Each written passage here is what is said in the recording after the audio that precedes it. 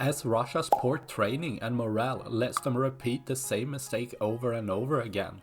As massive amounts of anti-tank mines have been placed, their allocation to their troops has been far from optimal, causing large piles of mines to be created out in the open as soldiers don't know what to do with them.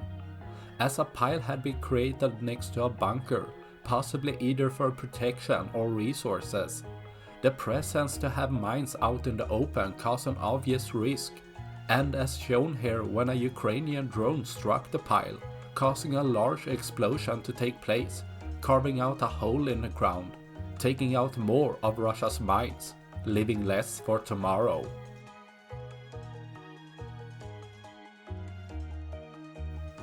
That's all I had for this video. Please like and subscribe for more. Thanks for watching. Bye.